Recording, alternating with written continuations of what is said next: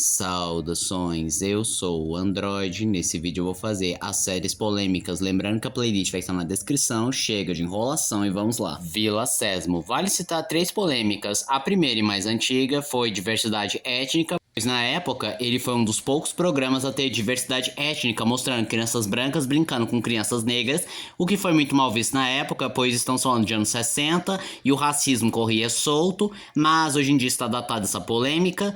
Outra polêmica foi que muitos personagens possuem redes sociais, e o que vale ser destacado é do Garibaldo, que falou que tinha acabado de tomar a vacina contra o Covid-19. Aí as pessoas que são anti-vacina disseram que o Garibaldo estava incentivando as crianças a tomarem vacina, e isso ofendia a liberdade individual das pessoas. E outra polêmica foi um episódio em que um dos personagens supostamente falou fuck, o que é uma palavra bem inapropriada para um programa infantil, mas outros disseram que ele não disse tal palavra, é apenas uma confusão que as pessoas ouviram. Engraçadinha. Foi uma minissérie baseada num livro de mesmo nome, escrito pelo Nelson Rodrigues. Então você já sabe que buraco você tá se enfiando. Mas o que tinha demais? Era a história de uma mulher recatada, que no passado ela era uma mulher bem livre sexualmente, pode-se dizer assim, mas depois de um trauma, ela decidiu abandonar essa vida, e o seu maior medo é que descubram o seu passado e que seus filhos repitam o que ela cometeu. Só por essa premissa já dá pra ver que tem várias cenas calientes, explícitas, com várias cenas sexuais, inclusive a personagem da Cláudia Raia com o par romântico dela, nus, e dando pra ver que os dois estão pelados no meio da chuva. Só que a série consegue ir bem mais longe quando a gente descobre o passado da engraçadinha, em que no passado ela se apaixonou e até mesmo engravidou do próprio primo, mas depois a gente descobre que na realidade eles são irmãos, e isso choca ele tanto que ele corta o próprio órgão genital e acaba morrendo, e é justamente esse o trauma que faz com que ela abandone essa vida devassa. E ainda tem a melhor amiga da personagem principal, que se declara para sua amiga, revelando ser lésbica, e ainda dá um beijo na boca dela, o que foi um choque na época, mostrar um beijo lésbico na TV aberta, e consideraram como uma depravação. Carrossel. A novela Carrossel teve algumas polêmicas. A maioria advém de pessoas reassistindo Carrossel depois de muitos anos, mostrando que Carrossel não era muito politicamente correto. Quero dizer, se você compara com a versão original, que era um pouquinho mais pesado, mas esse Carrossel ainda envelheceu mal para algumas pessoas, como claramente a Maria Joaquina sendo racista e destratando o Cirilo só porque ele é um menino negro, ou piadas de gordo, ou piadas que são consideradas machistas, ou aquele personagem se incomodando com o personagem é judeu. Mas um tópico que vale ser citado é um suposto corte no episódio 285 de Carrossel, que é aquele episódio em que a vilã Suzana acaba sendo desmascarada e demitida, e muita gente jura de pé junto que numa cena em que as crianças estão com os braços voltados para trás, enquanto a Suzana vai estirando suas coisas e fala, eu finalmente estou livre dessas pestes, de repente acontece uma espécie de corte, que é o diretor falando, que barulho é esse? E muita gente jura de pé junto que aconteceu um corte na cena, em que entre essas duas cenas, acontecia que as crianças estavam escondendo bolinhas de papel e começavam a atacar em cima da personagem, e aí essas pessoas alegam que removeram essa cena porque consideraram desrespeitoso, talvez agressivo demais. Outros dizem que é porque na época acabou sendo interrompido pela declaração da Dilma em referência aos manifestos que aconteceram na época, então não puderam exibir a cena. Outros alegam que é porque quando ele migrou para a Netflix, querendo tirar algumas cenas de merchan, acidentalmente removeu essa cena. Só que também existem pessoas que alegam de pé junto que essa cena nunca foi exibida e que esse corte realmente está presente na primeira exibição, mas aí fica aquela dúvida, isso é um efeito Mandela ou realmente houve um corte? Timothy Busfield. Ele é um ator muito conhecido em séries como 30 Something, mas ele foi acusado de pedofilia e contato sexual com menores de idade, levando a NBC a cancelar a transmissão de um episódio Law & Order Special Victim Unite, ou SVU, em que ele atuava como convidado. As acusações surgiram de alegações de comportamento inadequado, com 2 atrizes mirins no set Clean Lady, a série da Fox Warner Bros. E mais recentemente, em janeiro de 2026, a NBC decidiu substituir o episódio por outro da série enquanto avalia opções para reeditar ou refilmar as cenas. Oz, a famosa série que se passa dentro de um presídio, que era muito, mas muito controversa porque era muito cru, violento, várias cenas de morte, violência, gangues, drogas, relações homoafetivas que eram chocantes para a época e até mesmo cenas de abuso sexual. Buffy, a caça a vampiros. A maioria das polêmicas de Buffy são culpa do próprio produtor e criador Joss Whedon, que sim, é aquele mesmo cara que fez o filme lá do Liga da Justiça de 2016 e que tomou aquele exposed lá do Ray Fisher, o ator do Cyborg, revelando seu comportamento abusivo, e isso acabou abrindo margem para mais denúncias, em especial do elenco de Buffy. A primeira denúncia do elenco de Buffy veio no ano de 2021, em que Charisma Carpenter disse que Joss Whedon tinha um comportamento extremamente abusivo, principalmente usando seu poder e influência para humilhar e dar ordens absurdas para o pessoal do elenco. Um momento que vale ser destacado é quando ele descobriu que Charisma estava grávida, chamou para uma reunião de última hora, perguntou se ela manteria o bebê e tentou convencê-la a abortar o bebê. E quando ela se recusou, ele julgou as crenças dela, desmereceu a personagem, acusou ela de tentar destruir a série, no caso Angel, o spin-off de Buffy, não a série da Buffy. E depois disso, ele esperou ela dar à luz para só depois demiti-la.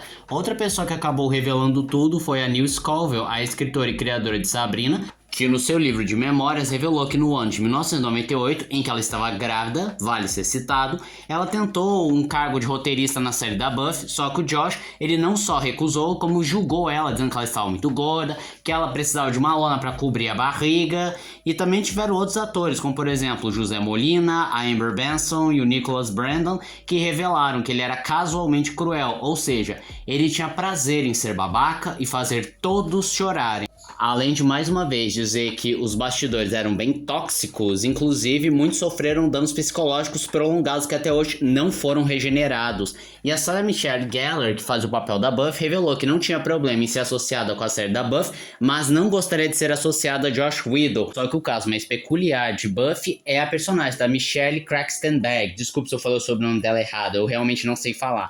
Que na época tinha míseros 15 anos de idade e tinha uma regra explícita que proibia o Joss de ficar no mesmo cômodo que ela. E muita gente associava que era porque ele tinha um comportamento muito abusivo ou até queria alguma coisa a mais com ela, mas na realidade rumores apontam que ela teve uma briga feia com o Joss, inclusive envolvendo a mãe dela, que dizia que a série era muito inapropriada para uma criança de 15 anos de idade. Uma matéria que entrevistava umas 11 pessoas da produção, revelando mais uma vez que o ambiente era tóxico, abusivo, ele era bem ególatra, abusava do seu poder, era bem machista e até mesmo apoiava que as personagens femininas acabassem brigando entre si para evitar uma certa sororidade feminina, pode dizer assim.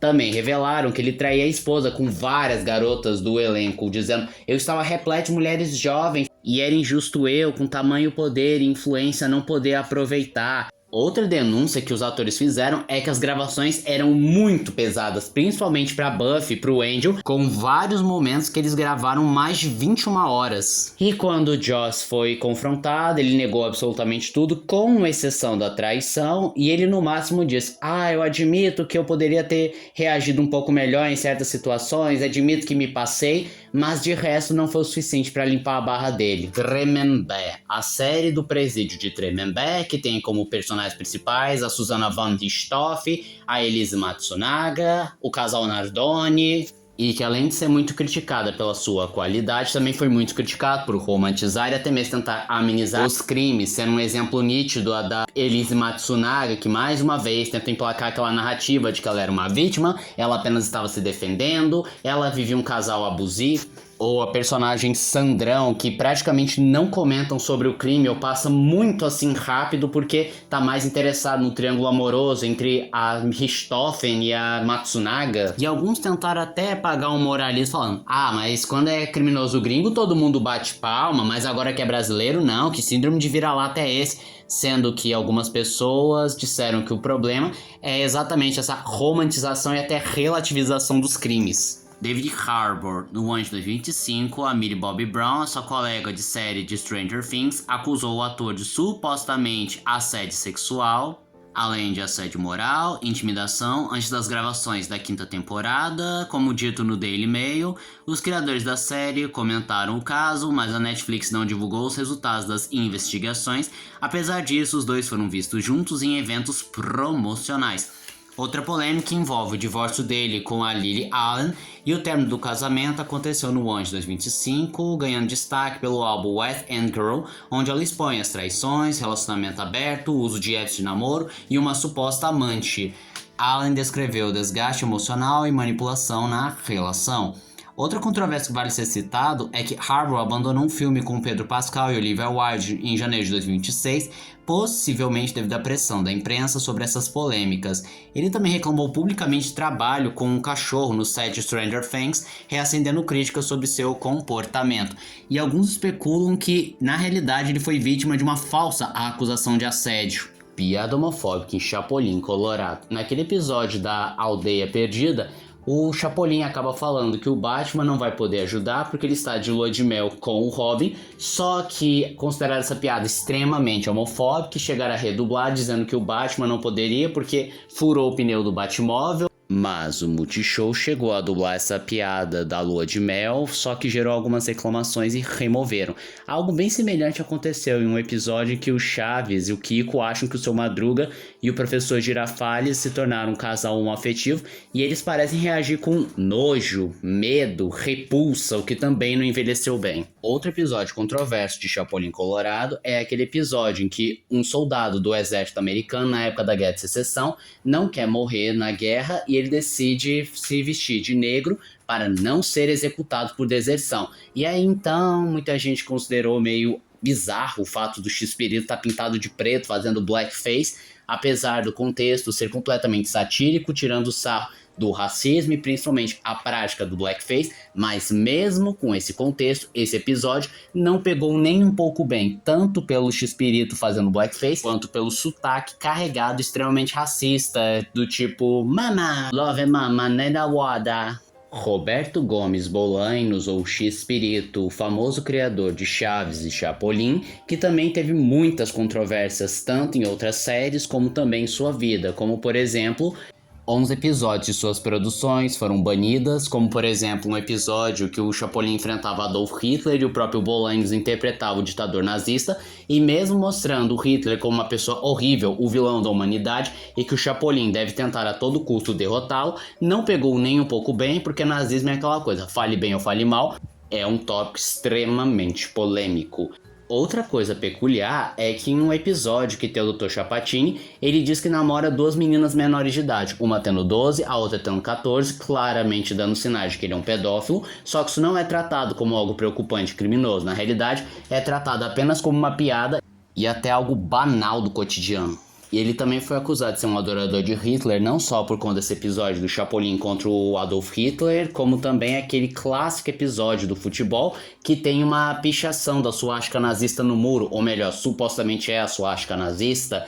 Outra polêmica que na realidade é uma mentira era que o Bolaños tinha ligação com o Pablo Escobar e até apresentou para o próprio cartel do Pablo, com alguns membros supostamente comprovando, mas acabou sendo revelado que não, eles nunca tiveram ligação um com o outro. Mas com certeza, quando se fala de X-Pirito e polêmicas, é impossível não pensar nas tretas de bastidores, como por exemplo, as brigas com Carlos Villagrán pela questão de ego, ou a briga por direitos autorais do nome da Chiquinha contra Maria Antonieta de las Neves, inclusive ele perdendo os direitos para Maria Antonieta, ou a briga que ele teve com Ramon Valdez, que apesar de gostar do X-Pirito, ele não gostou, como a Florinda Mesa se aproveitou do fato de ser a namorada e esposa do Bolaños para assumir as rédeas do programa, e aí ele abandonou por um tempo, sem falar da história com a Florinda Mesa, que começa que o próprio X-Pirito, ele era infiel e traiu a sua esposa. Tem outras fontes dizendo que a própria Florinda se aproveitou desse fato para subir na vida e conseguir papéis melhores com o X-Pirito.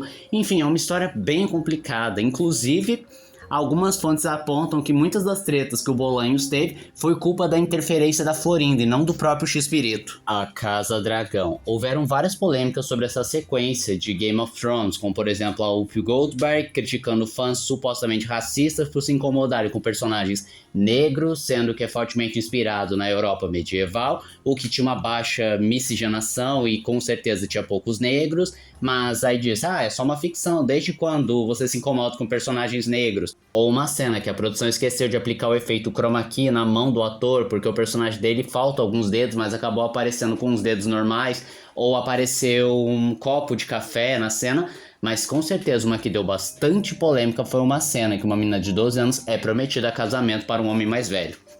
George W. Bush em Game of Thrones. Em uma cena de Game of Thrones havia várias cabeças nas estacas e uma se assemelhava bastante ao ex-presidente Bush, o que pegou muito mal, sendo considerado um ataque político, apesar de que a produção falou sim, de fato, é a cabeça do Bush, mas é porque precisávamos de modelos reais, porque fazer uma cabeça do zero é bem mais caro, mais complicado. Ah não, mas a gente não percebeu isso, a gente só notou quando já foi tarde. De qualquer forma, essa desculpa não colou e eles tiveram que censurar a cena. Porto Rico em Seinfeld. Em um episódio de Seinfeld, o personagem principal acidentalmente botava fogo numa bandeira de Porto Rico e ele tentava apagar pisando em cima, só que isso gerava muita confusão. E muita gente, especialmente nascidos em Porto Rico, se incomodaram com a cena, considerando preconceituosa, xenofóbica e desrespeitosa, mas eles argumentaram que isso faz parte do programa, ter um humor irreverente, e até mesmo o título do episódio já dava indícios de quão bizarro ia ser essa piada. Outro episódio que pode ser destacado é o Nazista da Sopa, que gerou controvérsia, mas nem tanto quanto esse de Porto Rico, porque, como mencionado anteriormente, nazismo é aquela coisa, fale bem ou fale mal, sempre é polêmico. Mark Twiddle. Em outubro de 2008, John Bray Adkett havia desaparecido e seus amigos receberam uma mensagem dizendo que ele conheceu uma garota e havia se mudado para a Colômbia. Só que ao chegar na casa dele, perceberam que não fazia lá muito sentido, porque a casa dele estava uma bagunça e o mais bizarro é que seu passaporte ainda estava em casa. Só que surgiu uma pista, porque uma das amigas de John havia recebido uma mensagem antes dele desaparecer, dizendo que ele ia encontrar uma garota e deixou uma mensagem dizendo: caso desapareça, aqui estão as coordenadas, num tom de brincadeira, mas essa brincadeira acabou se provando real e determinante para encontrar o paradeiro de John. Eles chegaram no endereço e não encontraram nada sobre essa mulher, só encontraram dados de uma garagem alugada no nome de Mark Twiddle. E quem era esse homem? Ele era um homem de 29 anos, casado e com uma filha pequena. Ele fazia alguns filmes independentes e seu maior sonho era entrar para a indústria.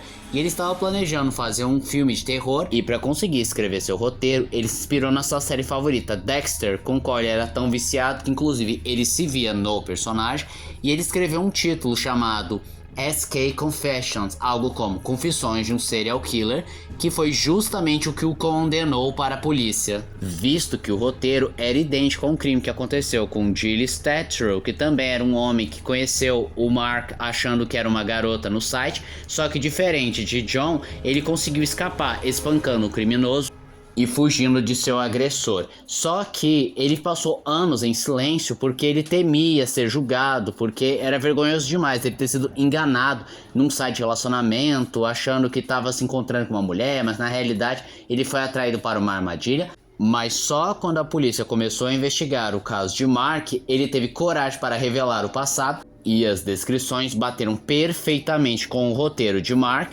e depois eles perceberam algumas outras evidências, como por exemplo, gotas de sangue e um dente humano. E no ano de 2010, Mark revelou a posição do corpo de John, e por muito tempo ele alegou fins artísticos. Porém, o júri determinou que ele teria 26 anos de prisão sem liberdade condicional. Stephen Myers. Ele era apenas um garoto de 16 anos que foi diagnosticado com transtorno do espectro autista, e ele era viciado em filmes de terror, e em especial na série Dexter. Só que essa paixão acabou se transformando em obsessão e ele quis imitar o que o assassino fazia. E no ano de 2014 ele escolheu a sua vítima, Elizabeth Thomas, que era uma garota que era muito amiga dele e até mesmo defendia do bullying e tentou fazer de tudo para incluí-lo na sociedade, porém ele viu como uma vítima perfeita. Ele acabou esfaqueando ela na cabeça, a arrastou até a sua casa e com uma serra começou a desmembrá-la e as partes amputadas foram embrulhadas em plástico filme e jogadas no lixo. E durante todo o processo ele revelou para a família que Ed, uma voz na sua cabeça, queria que ele matasse uma pessoa. Em outros momentos falava que Ed e o próprio Dexter queria que ele matasse uma pessoa. Só que ele acabou revelando isso para a própria irmã, dizendo que ele matou porque Ed ordenou que ele matasse Elizabeth. E achando estranho, eles chamaram a polícia e investigaram que ele realmente falava a verdade. Ele passou por uma avaliação psicológica e apontaram que ele não possuía esquizofrenia e a voz de Ed era apenas um resultado da ansiedade e uma tentativa de se livrar da culpa. Também constataram que ele tinha o mínimo de consciência que ele estava fazendo algo errado, por conta disso ele pegou prisão perpétua, mas depois de 20 anos ele pode recorrer à liberdade condicional. E esse foi o vídeo de hoje. Se você gostou do vídeo, se inscreva no canal, compartilhe o vídeo, comente, dê seu like. Também não esqueçam de ativar as notificações, chave de like, caso gostem dos meus vídeos. E se aparecer a opção hypar pra você, hype o vídeo. Isso me ajuda bastante. E se puder, vire membro, ajude o canal. Então, eu sou o Android e digo tchau.